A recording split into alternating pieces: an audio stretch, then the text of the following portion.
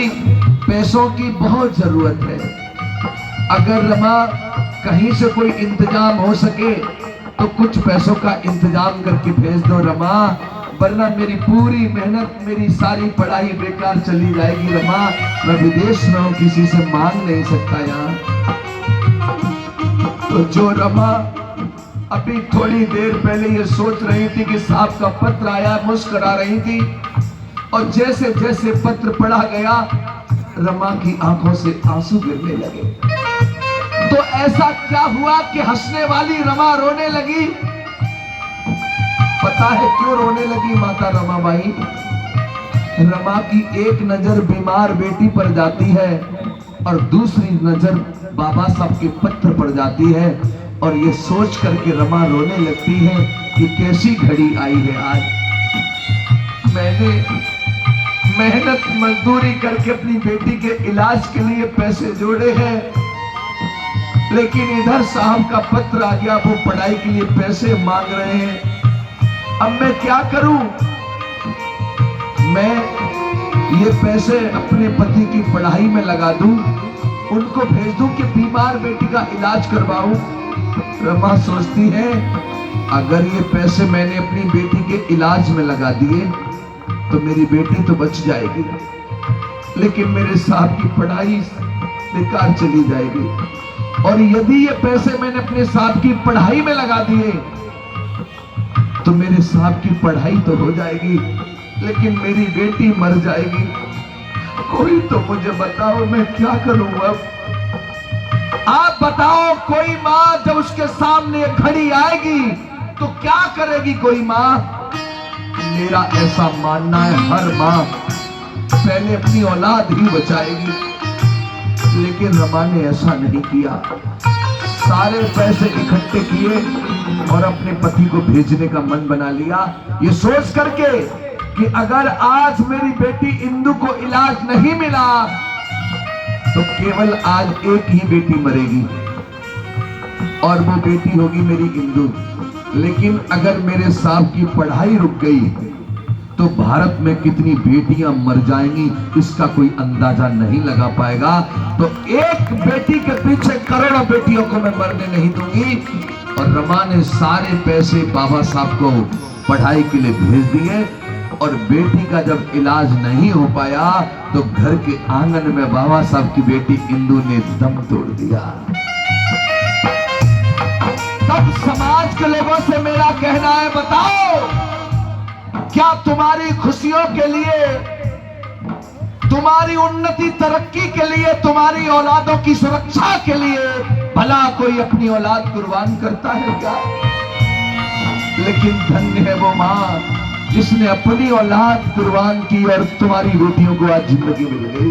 तब मेरा कहना है, आपकी खातिर रमान देखो, आपकी खातिर रमान देखो, आपकी खातिर रमान देखो, बेटी की बलिदान रमा का क्या बताओ, भीम की महिमा गाओ, रमा का क्या बताओ, भीम की महिमा गाओ।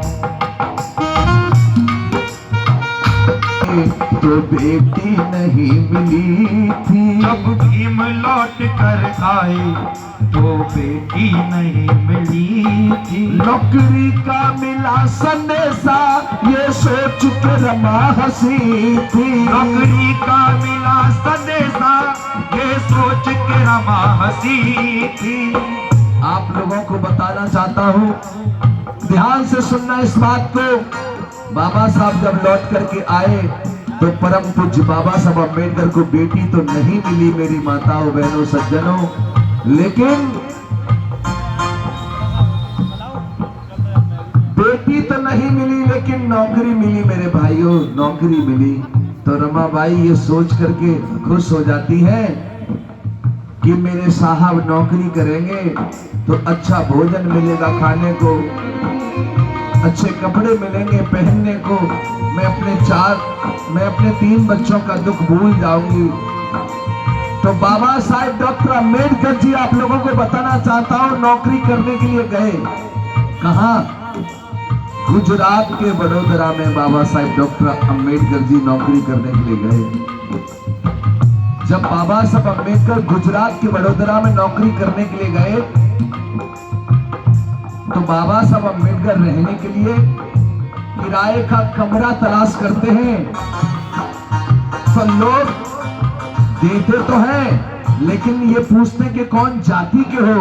जैसे ही जाति पता लगती है सब लोग बाबा साहब को मना कर देते हैं और रहने के लिए बाबा साहब को कहीं कोई कमरा नहीं मिला। और एक बात और बता दूं आपको, बाबा साहब के एक टीचर थे कैलुस्कर जी। तो कैलुस्कर जी से बाबा साहब ने निवेदन किया तो कैलुस्कर जी ने अपने एक मित्र को कह दिया कि डॉक्टर अंबेडकर को रहने के लिए कमरा दे दो। माता बहनों वो राजी हो गया और बाबा साहब यहाँ से सारा सामान भर करके पहुंच भी गए स्टेशन पे। और उस व्यक्ति को जैसे ये पता लगा कि डॉक्टर अंबेडकर महार है तो उस व्यक्ति ने वहीं से मना कर दिया कि मेरे यहाँ कमरा नहीं है।